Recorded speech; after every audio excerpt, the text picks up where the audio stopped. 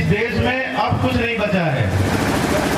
जो कुछ आजादी के समय, आजादी के संघर्ष के समय जो अर्जित किया गया था, जो हमारे नेता महात्मा गांधी जी द्वारा, बाबा साहब भीमराव अम्बेडकर जी द्वारा, लोहिया जी द्वारा, नेहरू जी द्वारा जो कुछ भी लड़ करके लाया गया था, भगत सिंह का जो सपनों का भारत बना था, उस संविधान पर अब खतरा हो चुका है। और ये जो सरकार है उस संविधान को नहीं मानती है, उस राष्ट्रीय ध्वज को नहीं मानती है। तो 47 में विरोध किया था इन लोगों ने, राष्ट्रगान को नहीं मानते हैं और अब उस पर अमली जामा पहना रहे हैं। जो इनकी सोच रही है, जो 1925 से ये लगातार कोशिश करते रहे हैं। यानी क्या सोचते हैं ये, कौन सी जहरीली विचारधारा है कि ये समाज को विषाक्त बना दिए हैं, जहरीला बना दिए हैं। हर एक व्यक्ति नफरत करने लगा है जाति और धर्म के नाम पर। जहां दुनिया तकनीकी के क्षेत्र में आगे बढ़ रही है, 21वीं सदी है, दुनिया के अन्य देश कितना आगे जा चुके हैं आप अंदाजा नहीं लगा सकते हैं। और हम लोग अपनी मूलभूत सुविधाओं, मूलभूत चीजों के लिए संघर्षरत हैं। और मूलभूत की भी हम बात नहीं करेंगे। मूलभूत चीजें तो हमें बिजली, पानी, सड़क हो गया, या रोटी, कपड़ा, मकान हो गया, या फिर शिक्षा, स्वास्थ्य या रोजगार हो गया, ये हमें सबसे जरूरी चीजें होती हैं, प्राथमिक चीजें होती हैं जो हमें मिलनी चाहिए। लेकिन इनकी तो बात ही छोड़ दीजिए, हम तो ये किसी और से अपेक्षा कर लेंगे, अपनी सरकार से अपेक्षा कर लेंगे, समाजवादियों से अपेक्षा कर लेंगे, वो इसके लिए काम कर देंगे। हम अपने अस्तित्व की लड़ाई अब लड़ने पर यहाँ पर आ गए हैं। ये देश अपने अस्तित्व के लिए संघर्षरत है और हम नौजवान अगर नहीं खड़े होंगे तो ये तानाशाही लोग जो लोकतंत्र के रास्ते तानाशाही व्याप्त कर रहे हैं, और इस तरह से अगर ये देश को खत्म कर देंगे, खोखला कर देंगे, तो आने वाले समय में कुछ भी आपके पास नहीं बचेगा। ये कैसे खत्म कर रहे हैं आप इस बात को देखिए कि सब चीजें धीरे धीरे स्टैब्लिश होती जा रही, स्थापित होती जा रही है। कैसे इस देश के सभी संवैधानिक संस्थाओं पर सरकार का कब्जा हो चुका है।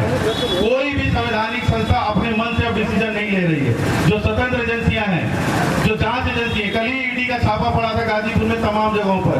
बताइए, सबका सच सब लोग जानते हैं कहाँ कौन दोषी है। अनावश्यक सिर्फ और सिर्फ धर्म के नाम पर, और वो विपक्ष में है इस वजह से उनके नाम पर उनके खिलाफ कार्रवाई की जा रही है। और हम आज नहीं उन लोगों के साथ खड़े होंगे, आज अपने लोगों के साथ, गरीबों कमजोरों के साथ नहीं खड़े होंगे। मदन यादव जी हम लोगों के साथ लगातार चल रहे हैं पहले दिन से। उनका घर गिराया जा रहा है इसलिए क्योंकि वो हमारी पार्टी के कैंडिडेट हुआ करते थे एमएलसी के। तो इस तरह से कार्रवाई की जा रही है। हर एक ईडी हो, सीबीआई हो, जो भी संस्थाएं, स्वतंत्र संस्थाएं हैं जिनको स्वतंत्र जांच करने का आदेश है, लेकिन वो सरकार की निगरानी में काम, सरकार के लिए काम कर रहे हैं। चुनाव आयोग ने ऐसा काम किया है। चुनाव आयोग प्रधानमंत्री कार्यालय से पूछ करके चुनाव की तिथि तय करता है। ये कितना बड़ा शर्मनाक है। जब चुनाव आयोग का गठन किया गया था तो इसलिए किया गया था कि वो न्यूट्रल एजेंसी रहेगा, वो संवैधानिक संस्था का दर्जा प्राप्त रहेगा उसे, और वो जो फैसला ले लेगा वो सभी सरकारों पर, सभी पार्टियों पर लागू हो जाएगा।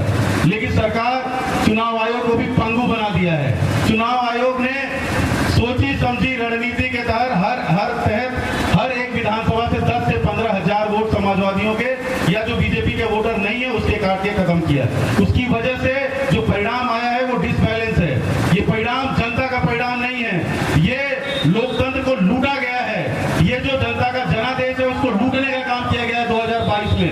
कोई व्यक्ति नहीं चाहता था भारतीय जनता पार्टी की सरकार बने।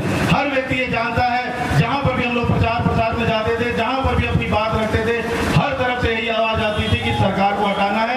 और अखिलेश यादव जी का इसी गाजीपुर से जो क्रांति रथ चला था, जो परिवर्तन रथ चला था, जो विजय रथ चला था, उसी पकनपुरा से एक्सप्रेस वे पर चला था। उस जगह परिस्थिति ये हो गई थी, शाम भोर के 4 बजे तक यात्रा चलती रही। आदमी सड़कों पर 3 डिग्री 4 डिग्री टेम्परेचर में वहीं पर खड़े रह गए, लेकिन अखिलेश यादव को अपना मुख्यमंत्री देखना चाहते थे। लेकिन चुनाव परिणाम को प्रभावित अगर किसी ने किया तो ये चुनाव आयोग ने किया है। इसलिए हम कहना चाह रहे हैं कि अब आपको खड़े होने का समय है। चुनाव आयोग नहीं बचा है आपके पास, आपके पास ईडी, सीबीआई, ये सब चीजें जो हैं। दूसरी तरफ जो सवाल पूछने वाली, जिसको चतुर्थ स्तंभ कहा गया मीडिया को, इस देश में पत्रकारिता नाम की कोई चीज रही नहीं गई है। कोई पत्रकार नहीं बचा रह गया जिसके पास जमीन अपना जिंदा हो। वो सवाल ही नहीं कर रहा है मीडिया से। और अगर आपको देखना हो उसकी असली हकीकत, तो अभी 9 तारीख को ही परिवर्तन हुआ है बिहार में, आप उसमें जाकर हकीकत देख सकते हैं। टीवी चैनलों पर कैसे नीतीश कुमार को और कैसे तेजस्वी यादव को बदनाम किया जाए, कैसे उनसे सवाल पूछा जाए, ये मीडिया चैनल वाले अपनी सारी मेहनत जो है वो उस पर कर रहे हैं। वो सिर्फ और सिर्फ भारतीय जनता पार्टी के एजेंडे को चलाने का काम कर रहे हैं। जो भी कथित तौर तौर पर इस देश के मुख्य धारा के जो राष्ट्रीय चैनल है वो सिर्फ और सिर्फ भारतीय जनता पार्टी का प्रचार करते हैं, इस सरकार का प्रचार करने का काम करते हैं, एजेंडे को बढ़ाने का काम करते हैं। दैनिक जागरण जैसा अखबार खुलेआम भारतीय जनता पार्टी का प्रचार करता है। हम तो आह्वान करेंगे पढ़ना बंद कर दीजिए उसको, उसकी प्रतियों को जला करके राख कर दीजिए। ये ऐसे अखबार है, ये लोग वो काम कर रहे हैं। इस देश में अगर इमरजेंसी जैसे हालात अगर पैदा हुए हैं तो इन्हीं अखबारों की वजह से और इन्हीं पत्रकारों की वजह से लोग दिन रात इनके लिए काम करते हैं, भारतीय जनता पार्टी के लिए। सरकार से कोई दिक्कत नहीं है, सरकार तमाम यहाँ पर बनती बिगड़ती रहती है, चुनाव होता है, चुनाव के बाद नई सरकार आ जाती है, लेकिन एक सरकार कोई ऐसी आ जाए जो ये कहे कि हम एक बार सत्ता में आ गए और हम इस देश के सभी संस्थानों पर, सभी सिस्टम पर, सभी संसाधनों पर, जितने भी रिसोर्सेज हमारे हैं, हर जगह पर कब्जा करेंगे और इस देश के संविधान पर, इस देश का जो आइडिया ऑफ इंडिया बनाया गया है उस पर नियंत्रण करके आने वाले समय में अपना लक्ष्य बना करके चलेंगे कि 2024 में अगर हम जीत गए तो इस देश के संविधान से सेकुलर और समाजवाद सबको खत्म करके इस देश को एक हिंदू राष्ट्र बनाने का काम करेंगे। तब हम आपसे पूछना चाहेंगे कि तब आप क्या कर लेंगे, क्योंकि जब उस समय जब आप देखेंगे तो न मुसलमान के पास कोई जगह बचेगी, न दलित के पास कोई जगह बचेगी, न पिछड़े के पास कोई जगह बचेगी। जो 2000 साल की गुलामी में झगड़ा हुआ आया हुआ है, उसको संविधान से जो सम्मान और सुरक्षा मिल रही थी, जो अधिकार मिल रहा था, वो सब खत्म होने जा रहा है। ये इसी लक्ष्य पे चल रहे हैं। अगर आपको चेक करना हो तो किसी भी भारतीय जनता पार्टी के नेता से, जो अब तो खुलेआम वो लोग बोलते हैं, लेकिन फिर भी अगर आप किनारे ले जाकर के पूछ लीजिए कि उनसे सामाजिक न्याय के बारे में, जातिगत जनगणना के बारे में, आरक्षण के बारे में, या फिर भीमराव अम्बेडकर के बारे में, या समाजवाद के बारे में, तो क्या उनका सारा का सारा सच सामने आ जाएगा। स्वयं प्रधानमंत्री और मुख्यमंत्री का सच सामने आ जाएगा। ये लोग इस कदर नैतिक रूप से इस कदर भ्रष्ट है कि ये जो चाहते हैं वो खुले मन से नहीं बोल सकते, इसलिए चोर रास्ते को अपनाते हैं।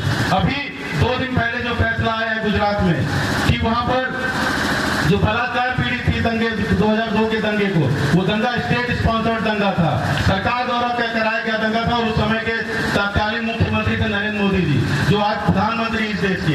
कैसे हम मान लें कि ये व्यक्ति इतना बढ़िया हो सकता है जो देश का विकास पुरुष कहा जाएगा? कि वो व्यक्ति आज भी वही व्यक्ति है जो 2002 में था, और आज भी गुजरात चुनाव में केवल ध्रुवीकरण करने के उद्देश्य से बलात्कारियों को जेल से बाहर निकाला गया और उनके पांव पूजे जा रहे हैं। ये सरकार है, ये मुसलमानों के प्रति और दलितों के प्रति इस तरह इनकी सोच है। तो ये हम लोग आप लोगों के बीच जगाने आए हैं कि अब कोई संस्था, कोई मीडिया, कोई चुनाव, कुछ भी ऐसा नहीं बचा है जिसके द्वारा इस सरकार से आप सवाल कर सकते हैं। सिर्फ और सिर्फ एक रास्ता है, वो है इस देश की जनता। अगर जनता सवाल करेगी, जनता इनसे पूछना शुरू कर देगी, जनता इनसे अपने अधिकारों के प्रति और अपना खुद इनकी समीक्षा और मूल्यांकन करना शुरू करेगी, तो आपसे जनता को सामने जवाब मिल जाएगा। और इस सरकार से जब सवाल करेगी तो जनता को स्वयं जवाब मिल जाएगा। इनके प्रचार और प्रोपेगेंडे में फंसने की जरूरत नहीं है।